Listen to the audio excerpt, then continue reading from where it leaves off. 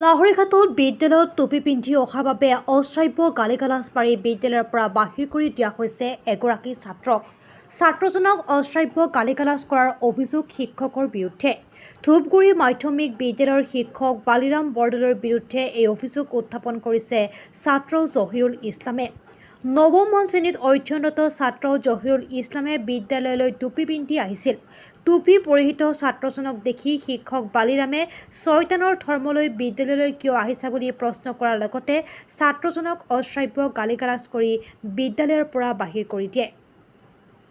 News desk report, any express 30।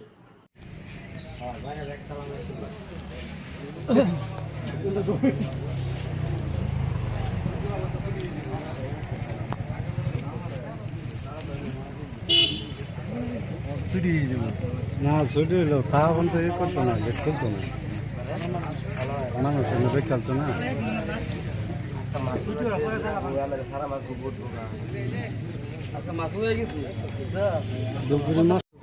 টুপিটো পিন্ধি আহিছোঁ। তোমাৰ নাম কি? মহম্মদ জহিৰুল ইছলাম। কোন ক্লাছত পঢ়া? ক্লাছ 9ত পঢ়োঁ। কি হৈছে কোৱাচোন? মই আজি স্কুলত টুপিটো পিন্ধি আহিছোঁ। মোক বালিচাৰে দেখিছে, দেখি মোক মাতি লৈ গৈছে। মই গৈছোঁ লাইব্ৰেৰীত, ফাৰ্ষ্ট ক'লা তোমাক এইটো কোনে পিন্ধি আহিবলৈ দিলে? হয়তো ছয়তানৰ ধৰ্ম, এইটো ছয়তানে পিন্ধে, হয়তো ছয়তানে শিকাই দিছে তোমাক। তোমাক আৰু এদিন দেখিলে মই আছে কটাৰে আছে পিচ কৰি কাটি পেলাম। আৰু লাঠি এটা লৈছিল মোক মাৰিবলৈ। ধৰণী ছাৰ আমাৰ হিন্দী ছাৰ দেখিছে, দেখি মোক মাতিছে, তুমি যোন টুপি পিন্ধি আহিবা তুমি মাৰত যাব, স্কুল পঢ়িব নালাগে। আৰু আগতো বহুত গালি বিয়া দিছে, বাহা দিছে। টুপি কি তুমি প্ৰথমৰ পিন্ধি আনা আজি আহিছে পিন্ধি? আৰু 2-3 দিন আহিছোঁ। আগে পিছে পিন্ধি আহিছিল না আজিয়ে প্ৰথম আহিছে? আৰু 2-3 দিন পিন্ধি আহিছোঁ। আগতে একো কোৱা নাছিল? নাই। আজি মানে হঠাৎ তোমাক এনেদৰে ক'লে? হয়। ছয়তানৰ ধৰ্ম? হয়। আৰু এই পিছতকে তোমাক স্কুলৰ পৰা ওলাই দিছে নেকি? হয়, ঘাৰতে ওলাই দিছে। টুপি পিন্ধাৰ কাৰণে ওলাই দিছে? হয়। কোনে ওলাই দিছে? বালিচাৰে। এনে কি পঢ়ায় তেখেতে? হেড স্কুলত হেড টিচাৰ ন? হয়। তোমালোকৰ ক্লাছত কি পঢ়ায়? একো ছাবজেক্ট নপঢ়ায়। হেড টিচাৰ বাইদেউহে ইয়াত? বাইদেউ ইয়াত আমাৰ 9-10 বাইদেউ, আৰু বালিচাৰ 6-7-8। 6-7-ৰ? হয়। ধূপগুৰি হাইস্কুলৰ যিজন শিক্ষক, তেখেতৰ নাম হ'ল বালিৰাম বৰদলৈ। তেখেতে এজন ছাত্ৰই, তেখেতে স্কুল ইউনিফৰ্ম পিন্ধি স্কুলত আহিছিলে, কিন্তু মূৰত টুপি পিন্ধিছিলে। টুপি পিন্ধি স্কুলত অহাৰ বাবে বালিৰাম বৰদলৈ ডাঙৰীয়াই এই স্কুলটোৰ শিক্ষকে অসভ্য গালিগালাজ পাৰিছে, ল'ৰাটোক প্ৰাণে মৰাৰ ভাবুকি দিছে, দি ছয়তানৰ ধৰ্ম বুলি উল্লেখ কৰি স্কুলৰ পৰা ওলাই দিছে। এতিয়া প্ৰশ্নটো হ'ল, যদি এই ছাত্ৰজনেতো স্কুলৰ যিখিনি ইউনিফৰ্ম পিন্ধিব লাগে পিন্ধিছিলে, স্কুলৰ ৰুলছ হিচাপে এটাই মিষ্টেক কৰিছিলে যে টুপিটো পিন্ধিছিলে। শিক্ষকজনে ছাত্ৰজনক ক'ব পাৰিলেহেঁতেন যে তুমি কাইলৈৰ পৰা টুপিটো পিন্ধি নাহিবা।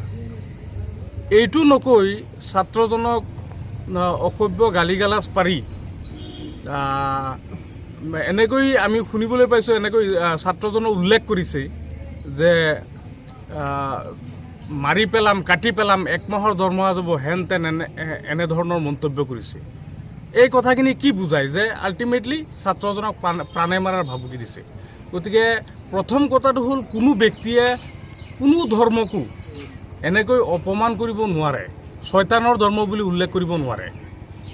গতিকে 1 নম্বৰ কথা, শিক্ষকজনে সমগ্ৰ ইছলাম ধৰ্মকে অপমান কৰিছে এই মন্তব্যটো কৰি। দ্বিতীয়টো কথা, এজন ছাত্ৰক প্ৰাণে মৰাৰ ভাবুকি দিছে, দ্বিতীয়টো ভুল তেখেতৰ। তৃতীয়টো ভুল যে এই ধূপগুৰি হাইস্কুলৰ অভিভাৱক কিন্তু বালিৰাম বৰদলৈ ছাৰ নহয়। তেখেতে এই ছাত্ৰজনক, কোনোবা ছাত্ৰ স্কুলত ভুল কৰিলে তেখেতে শাসন কৰিব পাৰে, কিন্তু ছাত্ৰ কেনেকৈ স্কুলৰ পৰা ওলাই দিয়াৰ অধিকাৰ তেখেতে ক'ত পালে? গতিকে আমি ছাত্ৰমুক্তি সংগ্ৰাম সমিতিয়ে ঘটনাটো বহুত গালিগালাজ পাৰিছে। সিহঁতে কৈ আছে তহঁতৰ ধৰ্মটো ছয়জনৰ ধৰ্ম হয়, ইছলাম ধৰ্ম।